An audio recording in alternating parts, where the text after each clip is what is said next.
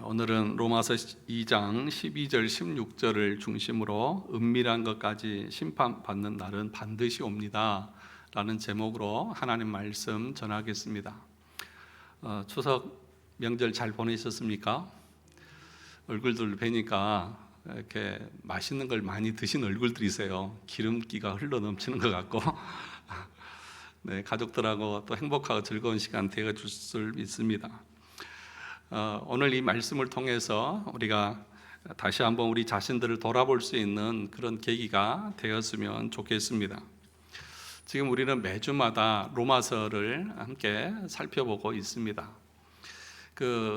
지금 벌써 이제 2장인데 앞에서 보면 바깥에서부터 안쪽으로 지금 바울이 계속해서 인간의 죄에 대해서 지적하고 들어가는 것을 보게 됩니다. 우리 모두는 다 죄인이라고 말하고 또 누구도 핑계할 수 없다고 말합니다. 자연 만물을 통해서, 그러니까 일반 계시를 통해서 하나님을 알만한 것을 우리 인간들에게 다 주셨기 때문에 나는 하나님을 알지 못해서 믿지 못했습니다 라고 말하는 것은 핑계에 불과하고 그것은 하나님 앞에서 통하지 않는다고 얘기하고 있습니다. 그것에 대해서 이방인들을 먼저 지적을 하고 있고 그 이방인들의 죄의 목록을 우리가 다 살펴봤습니다. 그런 이야기를 들은 이 유대인들은 맞습니다. 그 이방인들은 하나님의 진노와 심판 아래에 있는 것이 당연합니다 라고 말했지만 바울은 뭐라고 말합니까? 아니야, 너희도 똑같아 라고 말하면서 더 깊이 그들의 죄에 대해서 낱낱이 들추어내고 드러내고 있는 것들을 우리가 보게 됩니다. 오늘 우리가 읽은 2장 12절과 16절은 조금 더 깊이 들어갑니다. 그래서 여기서 다시 이방인과 유대인들을 구별해서 그들의 죄에 대한 이야기를 하고 있습니다. 먼저 이방인들 12절을 보시죠. 무릇 율법 없이 범죄한 자는 또는 율법 없이 망하고, 이건 누구를 말하는 것입니까? 이방인들을 말하는 것입니다. 또 물은 율법이 있고 범죄한 자는 율법으로 말미암아 심판을 받으리라. 율법이 있는 자들은 유대인들을 가리키는 것이죠. 그래서 이 이방인과 유대인들을 비교해서 얘기를 하고 있습니다. 그러면 이방인들은 율법을 받지 않아서 율법으로 정죄를 받을 수 없습니다. 그렇다고 그들의 행위가 죄가 없는 것은 아니라고 말합니다. 그래서 뭐라고 말합니까? 율법 없이 범죄한 자다 그렇게 말합니다. 여러분, 법이 있어야 그 법에 따라서 죄가 되기도 하고 죄가 안 되기도 하는 것 아니겠습니까? 그런데 여기서 보면 율법이 없어요. 이방인들에게는 법이 없습니다. 그 법이 없으면 심판을 못 하잖아요. 그래서 우리나라도 재판을 이렇게 할 때 보면 이 법이 이 시대를 따라가지 못해서 이거는 처벌할 법이 없어서 마음으로는 벌을 받아야 되겠는데 실질적으로 이것을 재단하고 심판할 법이 없어서 정죄를 할 수가 없습니다. 그런 얘기가 있지 않습니까? 그래서 법을 빨리 제정을 해야 된다 그런 얘기들을 많이 합니다. 그러니까 지금 이방인들은 율법이 없어요. 그럼 율법이 없으면 심판을 받을 수가 없잖아요. 죄를 정할 수가 없지 않습니까? 그런데 오늘 뭐라고 말합니까?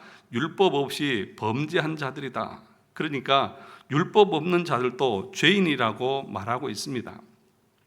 그 이유가 무엇이냐 하면 이방인들에게는 유대인들처럼 문자적으로 기록된 율법은 없지만 하나님께서 그들의 마음속에 본성의 법을 주셨다 그렇게 얘기를 하고 있습니다. 그 마음에 본성의 율법을 심어 놓으셨다는 것입니다. 그래서 우리 마음의 본성이 율법의 역할을 대신해서 그것이 우리 인간을 심판하고 우리 인간을 정죄한다고 얘기하고 있습니다. 14절을 한번 다 같이 보시죠. 14절 같이 읽어보겠습니다. 시작. 율법 없는 이방인이 본성으로 율법의 일을 행할 때는 이 사람은 율법이 없어도 자기가 자기에게 율법이 되나니. 그렇죠. 율법이 없어도, 그러니까 문자적으로 기록된 유대인들처럼 그런 율법은 없어도 자기 스스로가 자기에게 율법이 되어져서 자기를 심판하고 판단한다는 것입니다. 이것이 무슨 말이냐 하면 우리 인간은 율법을 몰라도 본성적으로 무엇이 옳고 무엇이 그른 것인지에 대한 판단을 다 한다는 것입니다. 다시 말하면 하나님을 모르고 성경을 모르는 사람들도 그들의 마음속에는, 생각 속에는 뭐가 있습니까? 어떤 것이 옳고 어떤 것이 잘못된 것이라고 하는 의식들은 다 가지고 있다는 것이죠. 그렇지 않습니까? 여러분, 예수 믿지 않는 사람들은 무슨 이성도 없고 양심도 없고 그래서 짐승처럼 살아가는 사람들이 아니잖아요. 그래서 예수 믿지 않는 사람들도요, 오히려 더 예수 믿는 사람보다 더 도덕적이고 윤리적이고 옳고 그름을 분별하고 판단하면서 살아가는 것이죠. 여러분, 새치기 하는 것은 옳습니까? 그럽니까? 여러분 앞에 누가 1시간 동안 줄을 섰는데 새치기에서 쫙 들어오면 여러분 뭐라고 그러실까요?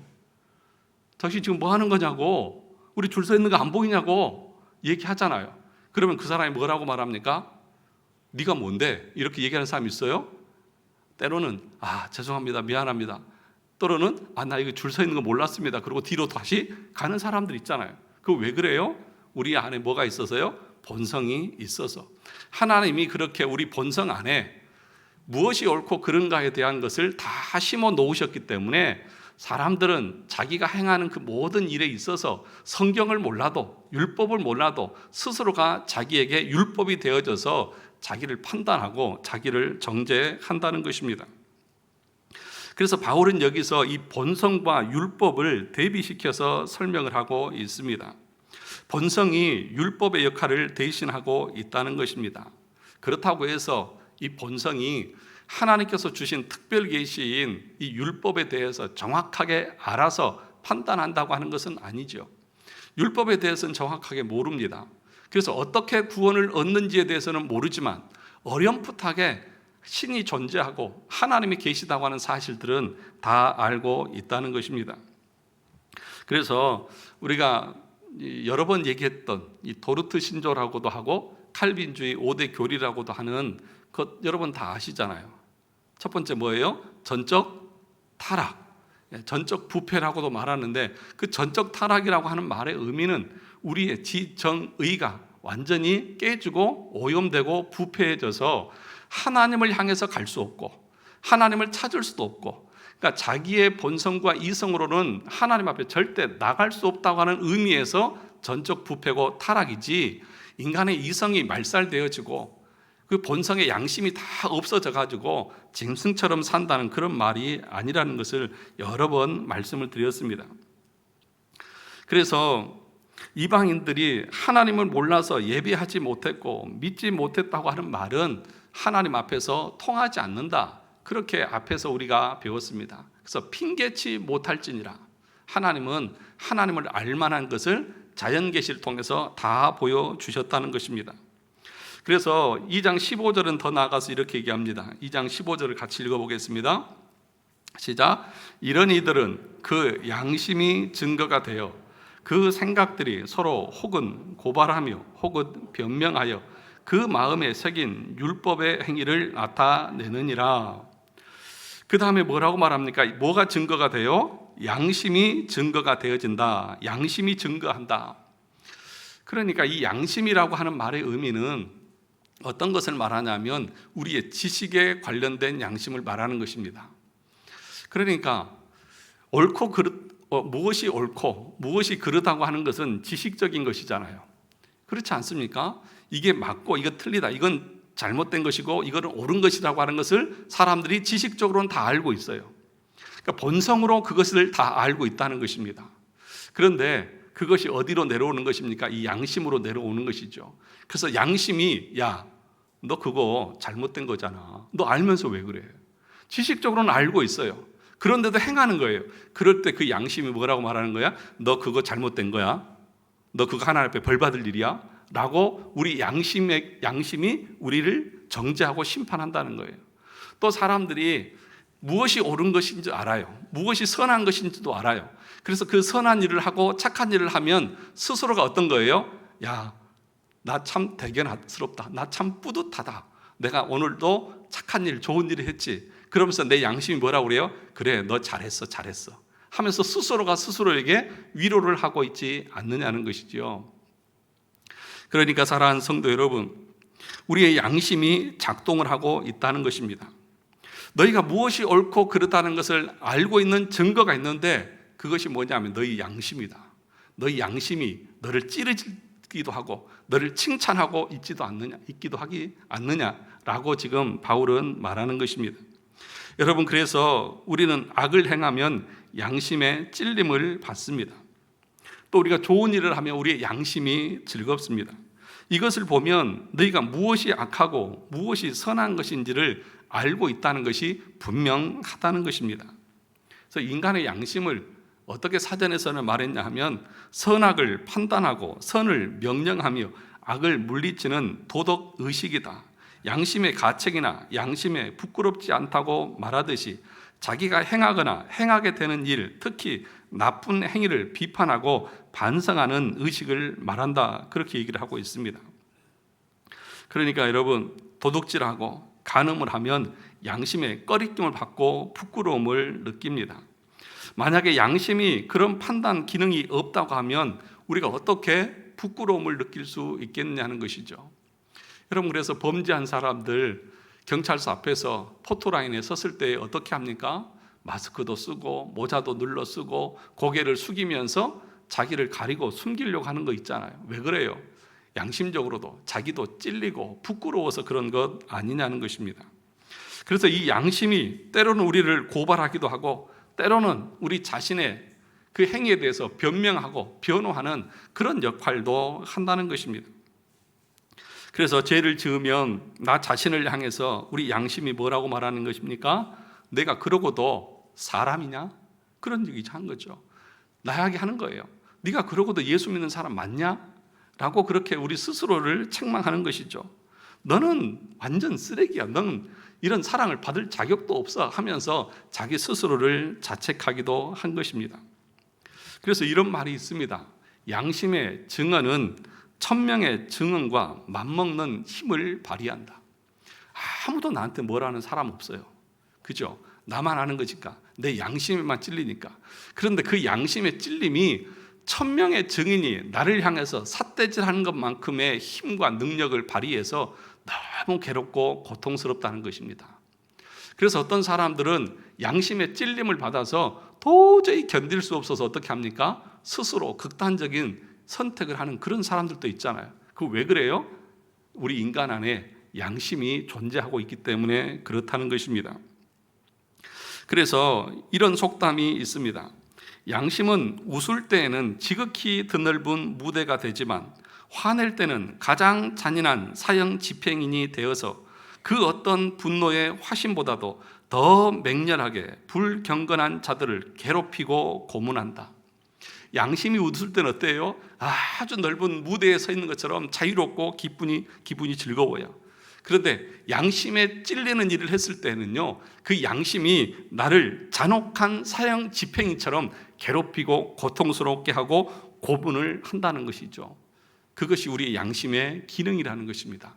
하나님은 우리 마음 가운데 이런 본성과 옳고 그름을 분별할 수 있는 지식을 주셨고 또 그 양심을 주셔서 그것을 행하지 않았을 때에 우리를 정죄하고 심판하는 기능을 우리 인간의 마음속에 다 두셨다는 것입니다.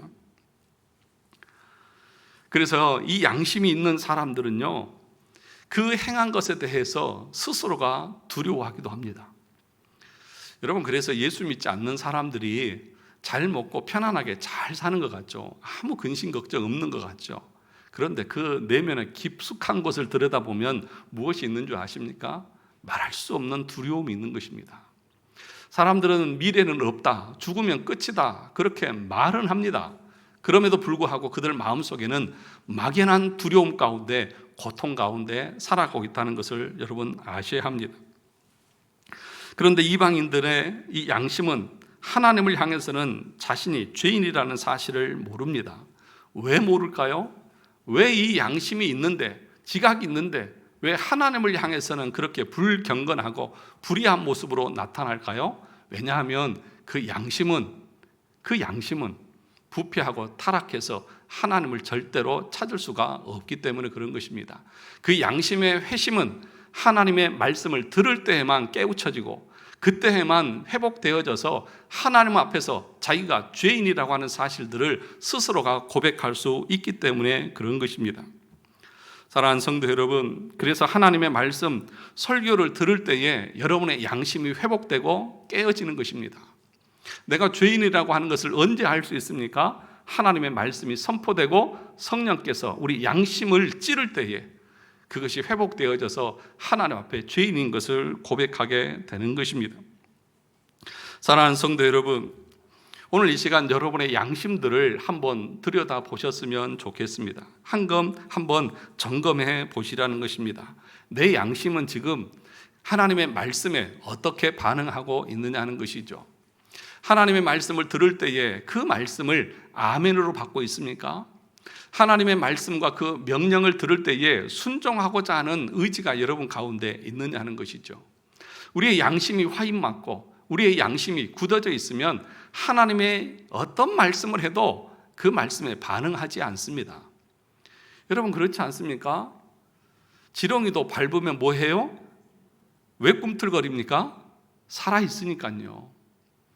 그런데 우리의 양심이 살아있는데 그 어미하신 하나님의 말씀이 선포되고 그 하나님의 명령이 우리 앞에 우리의 양심에 떨어지는데 아무런 반응이 없다. 아무런 감각이 없다. 그것에 대해서 찔림을 받지도 않고 그것에 대해서 순종하고자 하는 마음도 없다. 그렇게 있다고 하면 우리가 어떻게 우리 자신을 돌아보아야 할까요? 그런 사람들은 양심에 화인 맞은 사람일 수 있습니다. 디모데전서 4장 2절에 보니까 자기 양심이 화인을 맞아서 외식함으로 거짓말하는 자들이다 그렇게 얘기합니다. 양심이 마비된 사람들의 특징이 뭐냐 하면 외식입니다. 외식. 그러니까 이 자리에 와서 예배를 드리고 하나님의 말씀은 다 들어요. 그러면 당연히 행할 줄 알죠. 그런데 행하지는 않는 거죠. 그러니까 다 하는 것처럼 다 순종할 것처럼 하지만 실질적으로는 하지 않는 자들이 어떤 자들입니까? 양심에 화인 맞은 자들이다. 그렇게 지금 성경에서 말을 하고 있는 것입니다. 그래서 양심이 굳어져 있는 사람, 단단해져 있는 사람은 이 하나님의 말씀을 기쁨으로 받지 않습니다. 우리의 죄를 지적하는 그 말씀이 불편한 것입니다. 양심이 마비된 사람들은 모든 것을 자기 중심적으로 해석하고 판단합니다. 그 양심을 보면 그 사람의 믿음을 알 수 있는 것입니다. 그래서 디모데전서 1장 9절에서 이렇게 말했습니다. 믿음과 착한 양심을 가지라. 뭘 가지라고요? 믿음과 착한 양심을 가지라. 우리 같이 한번 따라해 보겠습니다. 믿음과 착한 양심을 가지라. 그 다음에 이렇게 말합니다. 어떤 이들은 이 양심을 버렸고 그 믿음에 관하여 파선하였느니라. 어떤 사람들은 그 양심을 버렸대요. 근데 그 양심을 버린 것을 뭘로 표현하냐면 파선했다. 믿음이 깨어졌다. 그렇게 표현하고 있습니다. 그러니까 무슨 얘기예요? 우리의 양심과 믿음은 뗄래야 뗄 수 없는 관계에 있다는 것이죠. 그러니까 여러분의 양심이 하나님의 말씀에 반응하지 않고 있다고 하면 그 사람의 믿음은 깨어진 믿음이고 파산한 믿음이고 거짓된 믿음일 수 있다는 것이죠. 참된 믿음은 어떤 거예요? 하나님께서 뭐라고 말씀하셨냐면 우리 마음에 단단한 돌 같은 마음을 변해서 살과 같은 부드러운 마음을 주시겠다고 했잖아요. 회심은 그런 것이라고 했잖아요. 거듭남이라고 하는 것은 우리의 돌같이 굳어졌던 딱딱한 마음, 하나님을 알 수도 없고 회개할 수도 없고 자기 중심으로 살았던 그 마음들이 말씀을 통해서 깨어져서 부드럽게 되어져서 하나님의 말씀이 선포될 때에 그 말씀에 찔림을 받기도 하고 그 말씀을 통해서 내가 순종하려고 하는 의지도 갖는 것이 뭐예요? 양심이라고요. 그게 믿음이라고요. 그게 거듭나고 회심한 믿음이라고요. 그런데 만약에 주일날 하나님의 말씀을 듣고 여러분이 성경을 보면서도 그 말씀에 대해서 아무런 느낌도 없다. 아무리 명령을 해도 순종하려고 하는 의지도 없다. 물론 우리가 하나님의 말씀대로 다 순종할 수는 없죠. 그러나 그 말씀을 기쁨으로 받고 그 말씀에 의지하고 그 말씀에 순종하려고 하는 그 마음이 없다고 하면 내 양심을 한번 돌아볼 수 있어야 한다는 것입니다. 잘 기억하십시오. 믿음과 착한 양심을 가지라. 양심을 버린 사람을 믿음에 관해서 파산한 자다, 그렇게 말합니다. 디모데전서 3장 9절에도 이렇게 말합니다. 깨끗한 양심에 믿음의 비밀을 가진 자라야 할지니, 계속해서 양심과 믿음을 같이 말하고 있는 것입니다. 디모데전서 3장 9절은 교회의 감독이나 집사나 직분을 받는 자들에 향해서 하고 있는 말입니다. 하나님의 교회를 섬기는 사람들은 뭐가 있어야 돼요? 깨끗한 양심. 다시 말하면 인간의 욕심이나 자기 사욕을 위해서 이 자리에 있는 게 아니에요. 뭐예요? 하나님의 말씀에 순종하고 그 말씀대로 교회를 세워가기 위해서 있는 것이지, 그 자리는 그 이상도 그 이하도 아니라는 거예요. 그 깨끗한 양심, 진리가 우리의 지식과 우리의 양심을 관통해서 내 모든 것을 새롭게 한 상태에서 하나님의 교회를 섬겨야 그 교회가 건강하고 그 교회가 오염되지 않고 부패하지 않고 하나님이 기뻐하시는 교회로 세워져 갈 수 있다는 것입니다. 베드로전서 3장 16절에서도 선한 양심을 가지라. 이는 그리스도 안에 있는 너희의 선행을 욕하는 자들로 그 비방하는 일에 부끄러움을 당하게 하려 함이라, 그렇게 말합니다. 사랑하는 성도 여러분, 우리의 믿음은 순종하고 깨끗하게 순종하려고 하는 정결한 믿음의 모습으로 있느냐 하는 것입니다. 여러분의 양심은 하나님의 말씀에 순종하고자 하는 선한 양심으로, 그렇게 부드러운 양심으로 깨끗하게 정결한 모습으로 있느냐는 것입니다. 시편 7편 9절에 보면 이렇게 말했습니다. 의로우신 하나님이 우리의 마음과 양심을 감찰하시나이다. 하나님은 지금도 우리의 뭘 보십니까? 외모를 보는 게 아니라고요. 외적인 그 행위에 하나님은 속아 넘어가시는 분이 아니라고요. 그럼 뭘 보신다고요? 우리의 마음의 양심을 지금도 하나님은 감찰하신다. 하나님은 지금도 꿰뚫어 보고 계시는 거예요. 그 양심이 나의 말을 어떻게 받아들이고 있는지 하나님은 지금도 보고 계시다고요. 저는 잘 몰라요. 대충 알죠. 표정을 보면서 저분이 지금 내가 하는 설교를 별로 못마땅하게 여기고 있구나. 어떤 분은 참 기쁘게 받고 있구나. 근데 여러분들은 속이는데 능수능란해가지고 제가 자꾸 속아 넘어가요. 어떤 사람은 끄떡끄떡 하면서 잘 받는 것 같지만 속으로는 별로 못마땅한 사람도 있고, 어떤 사람은 졸면서도 아멘 하고 받는 사람도 있을 수 있죠. 저는 잘 몰라요. 그런데 하나님 뭐라고 말씀하십니까? 시편 7편 9절에 보니까 의로우신 하나님이 사람의 마음과 양심을 살피고 계시다, 감찰하고 계시다. 그러므로 여러분, 사람들 앞에서 여러분들의 어떤 행위적인 것을 가지고 어떻게 보여지기를 원할 것이 아니라 여러분의 양심을 하나님 앞에서 다 드러내고 있다고 하는 사실을 기억하면서 그 하나님의 말씀을 받을 수 있기를 주의 이름으로 축원합니다. 바울은 뭐라고까지 얘기했냐면, 자기는 하나님을 양심을 따라 섬겼다고 말했고, 나는 양심에 꺼리낌이 없이 하나님의 일을 했다고 그렇게 말했습니다. 또 양심을 따라서 하나님을 섬기라고 그렇게 말하고 있는 것입니다. 우리의 양심은 하나님을 위해서 어떻게 하는 것이 옳은지 다 알고 있습니다. 또 우리의 양심은 우리를 향해서 하나님 앞에 거역하고 불순종할 때 너 그거 하나님 싫어하는 것이라고 하는 것을 계속해서 우리를 향해서 지적하고 책망합니다. 그런데도 돌이키지 않고 계속해서 그렇게 간다고 하면 그 양심이 어떻게 될까요? 굳어져서 결국에는 양심을 버린 자는 믿음에서 파선해서 결국에는 하나님을 버리게 되는 그런 결과까지 낳는다는 것입니다. 우리의 양심이 하나님의 말씀을 통해서 회심했다고 하면 우리는 그리스도를 향한 선한 마음과 양심을 가지게 될 것입니다. 여러분 모두 다 구원 받으셨습니까? 예수 그리스도로 말미암아 다 구원의 은혜를 다 받으셨습니까? 대답들이 시원찮은데 보면, 여러분 정말 여러분들이 구원의 확신을 가지고 있고 내가 거듭난 심령이라고 하면 우리에게 나타나야 될 반응은 무엇입니까? 하나님의 말씀이 꿀과 송이꽃보다 더 단 느낌들이 있어야 되는 것이죠. 나를 책망하고 지적하는 그 말씀도 주님 맞습니다, 내가 이렇게 타락하고 부패하고 악한 존재입니다 라고 하는 것을 인정하는 것이에요. 이방인들은 그것을 없기 때문에, 거듭나지 않았기 때문에 내가 뭘 잘못했습니까? 이 정도면 괜찮지 않습니까? 라고 말하지만 회심한 사람들은 하나님을 위해서 열심히 봉사하고 살고 나서도 하나님, 제가 한 게 뭐가 있다고요? 저 같은 것이 뭐라고요? 나 같은 것이 무엇이길래 이런 은혜를 주십니까? 라고 고백할 수밖에 없는 것입니다. 그래서 히브리서 10장 22절에서는 우리가 마음의 뿌림을 받아 악한 양심으로부터 벗어나고 몸은 맑은 물로 씻음을 받았으니 참 마음과 온전한 믿음으로 하나님께 나아가자. 보세요. 우리가 회심했다고 하면 마음의 뿌림을 받았다. 예수 그리스도의 보혈의 피로 뿌림을 받아서 우리가 거듭났고 세례로 말미암아 거듭났다고 하면 어떻게 하자고요? 참 마음과 온전한 믿음으로 하나님께 나아가자고요. 정결하고 깨끗한 마음으로 하나님을 향한 그 삶이 우리 가운데 있어야 한다는 것을 분명하게 말하는 것입니다. 여러분, 하나님의 말씀이 여러분에게 찔림으로 다가오지 않으십니까? 하나님의 말씀은 어떤 말씀이에요? 양날 선 검이잖아요.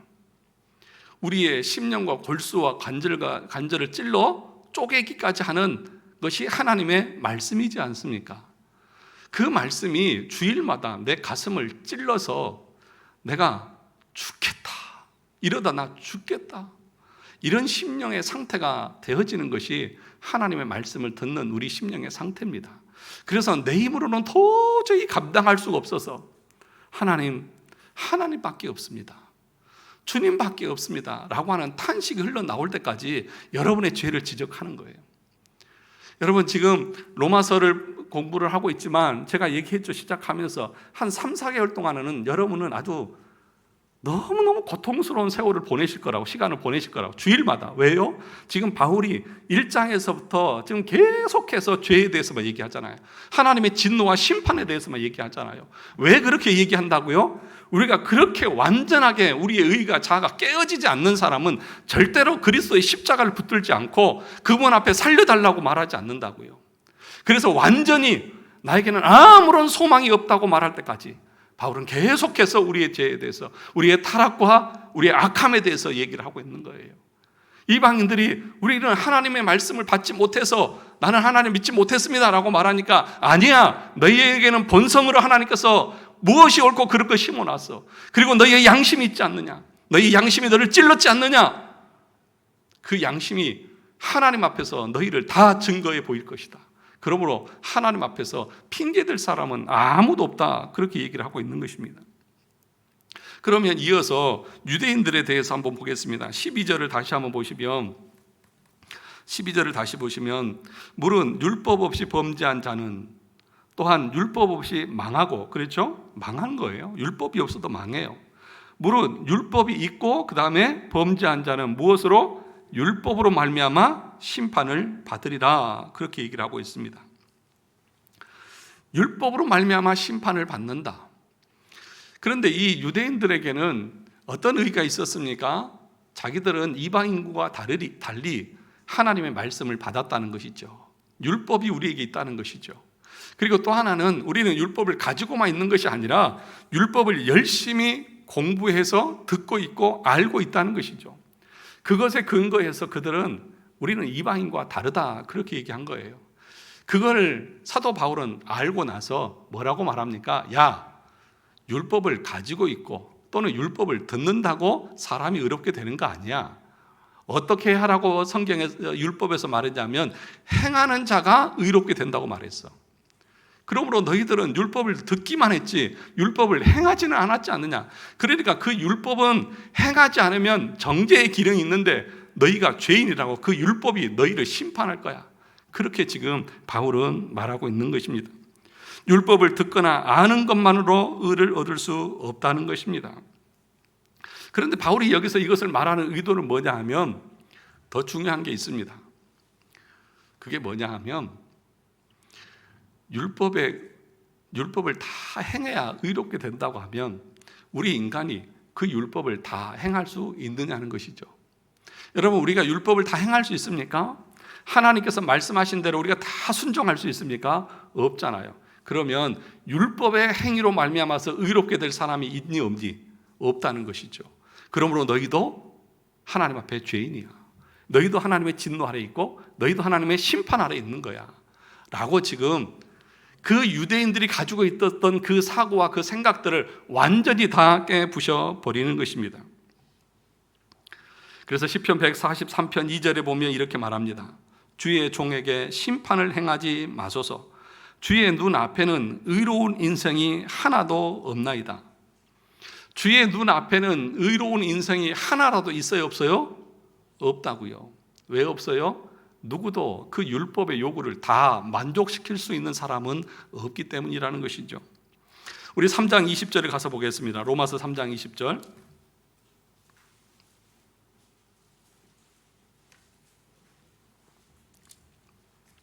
같이 한번 읽어보겠습니다. 시작. 그러므로 율법의 행위로 그의 앞에 의롭다 하심을 얻을 육체가 없나니 율법으로는 죄를 깨달음이니라. 율법의 행위로 그 앞에 의롭다 하심을 얻을 육체가 있어요, 없어요? 없다고요. 시편 143편 2절이나 또 로마서 3장 20절은 다 같이 율법의 의로는 하나님 앞에 의롭게 된 인생이 없다. 행위적으로 의롭게 된 인생이 없다는 거예요. 다른 방법이 없다는 거예요, 여러분.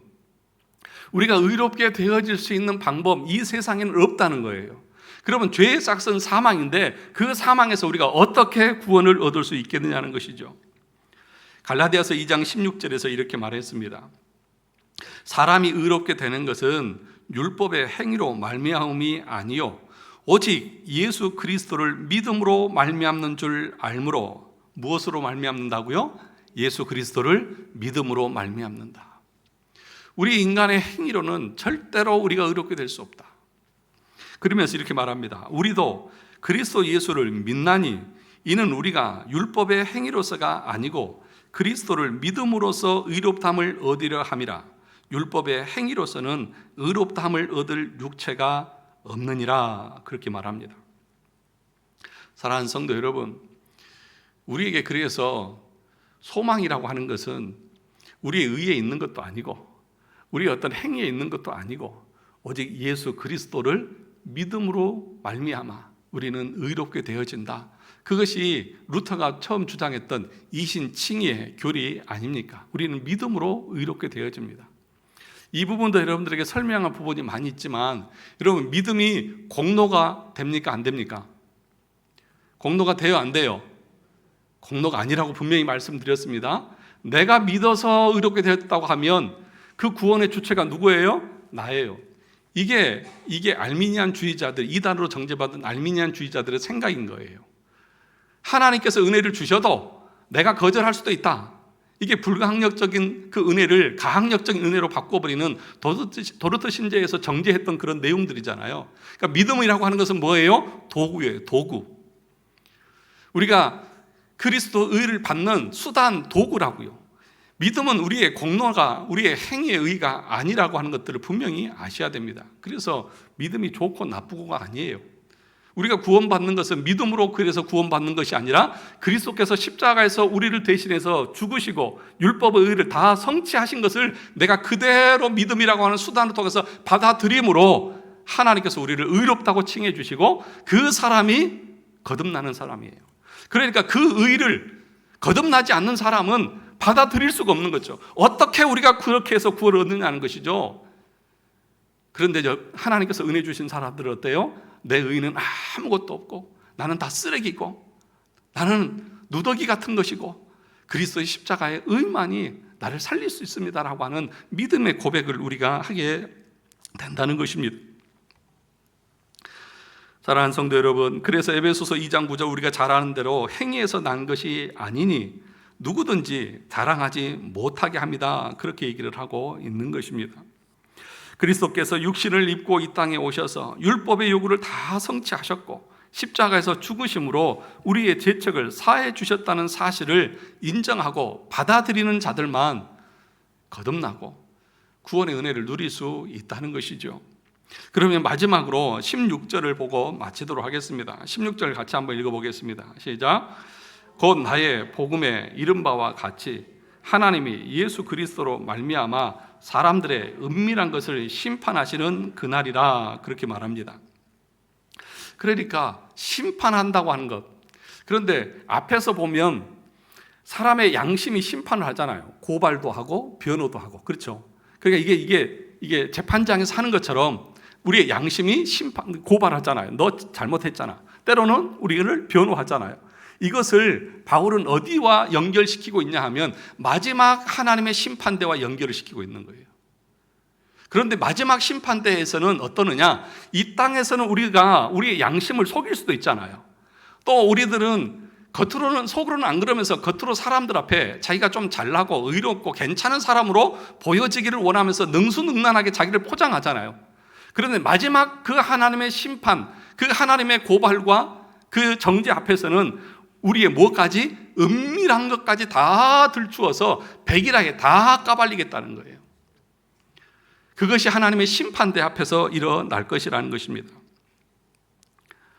사랑하는 성도 여러분, 하나님께서는 그 마음속 깊숙한 곳 숨겨둔 것, 나밖에 모르는 것까지 하나님 다 들추어서 다 심판하실 것입니다. 어떤 것도 숨길 수 없습니다. 그러므로 여러분, 자기의 의를 자랑하고 자기 행위를 포장하면서 숨기고 있는 사람처럼 어리석고 미련한 사람이 없습니다. 왜요? 마지막 날에 다 드러날 것이기 때문에. 그러므로 은밀한 죄라고 하는 것은 있어요, 없어요? 없어요. 숨길 수 있는 죄라고 하는 것은 없습니다. 때로는 하나님께서 그 모든 것을 이 땅에서 다 들추어서 사람들에게 돌팔매질을 당하게 하기도 하지만, 그렇지 않는다 할지라도 마지막 때에 하나님께서 그 모든 것을 다 들추어서 하나님의 심판대 앞에서 그것을 심판하실 것이라는 것입니다.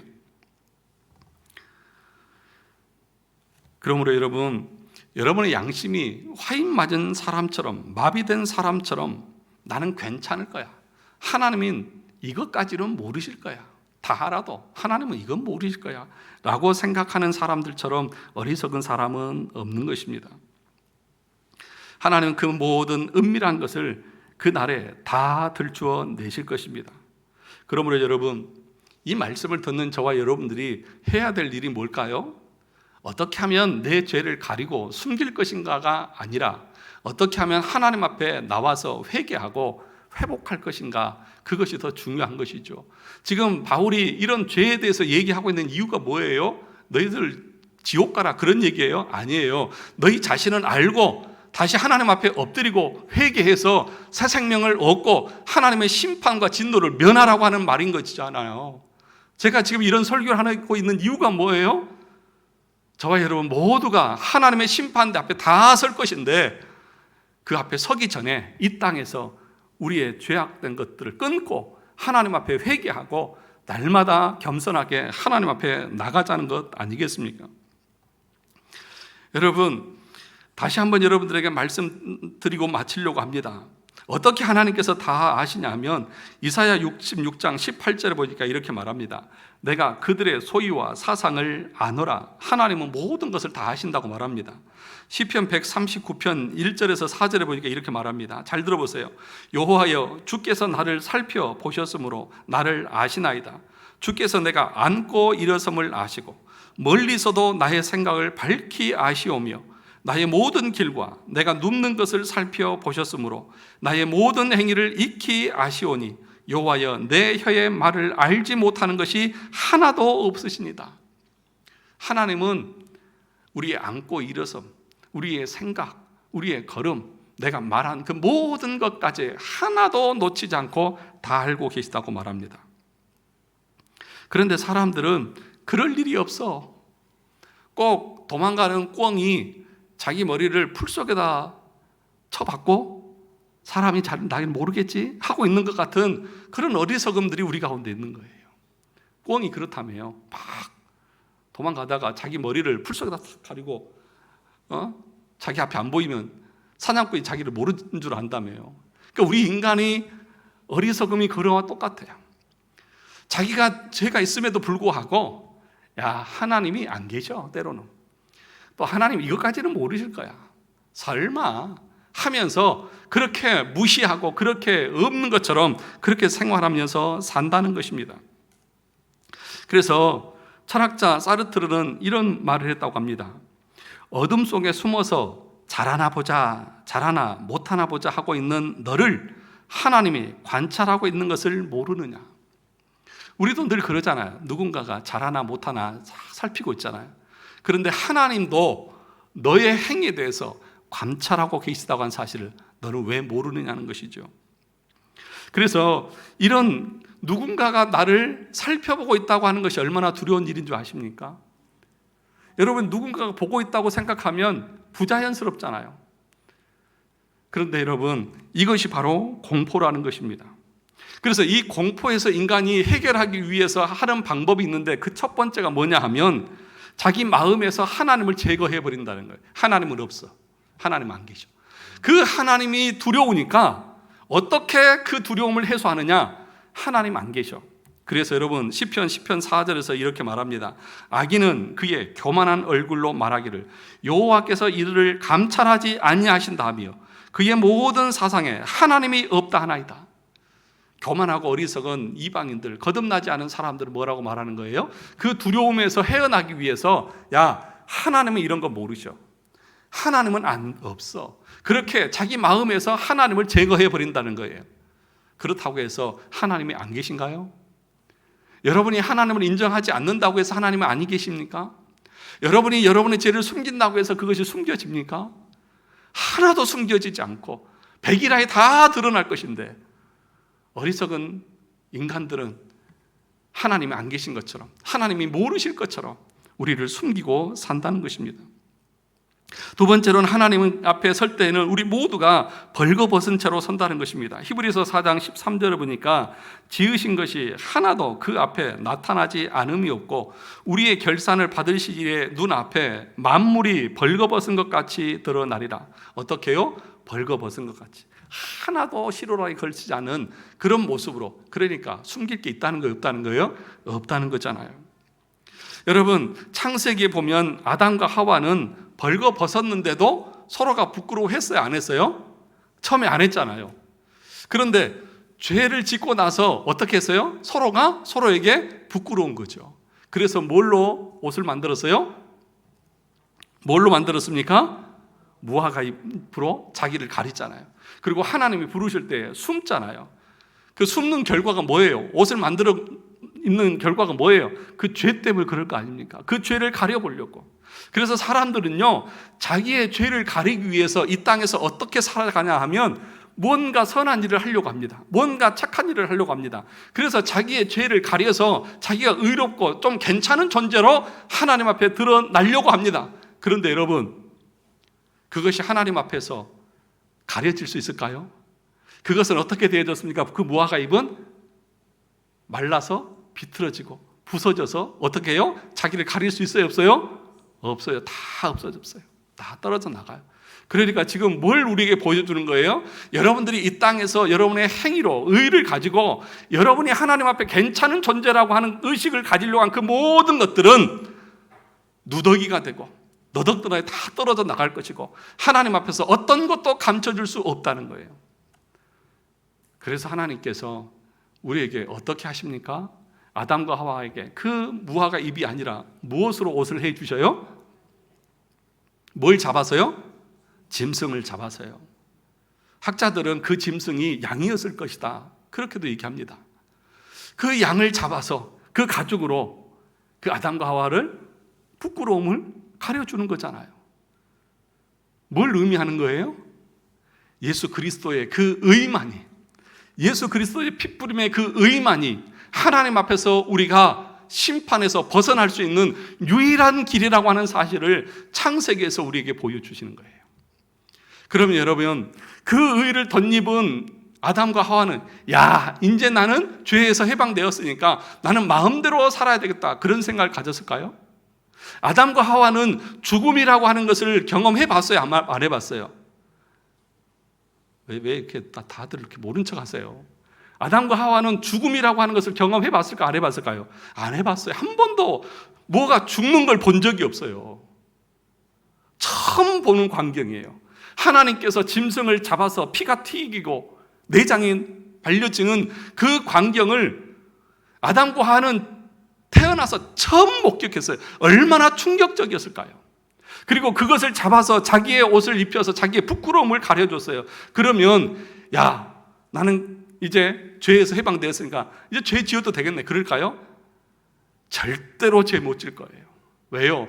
그 죄의 싹이 사망이고 그 죽음이 얼마나 처절한 것인가를 알았는데, 눈앞에서 봤는데 내가 또 그런 죄를 지어서 이런 비참한 짓을 내가 당하게 된다고요?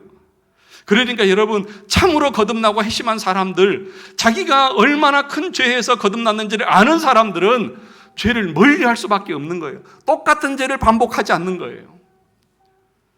그것을 오늘 로마서에서는 우리에게 분명하게 보여줍니다. 너의 은밀한 것까지 다 보여줄 것이다.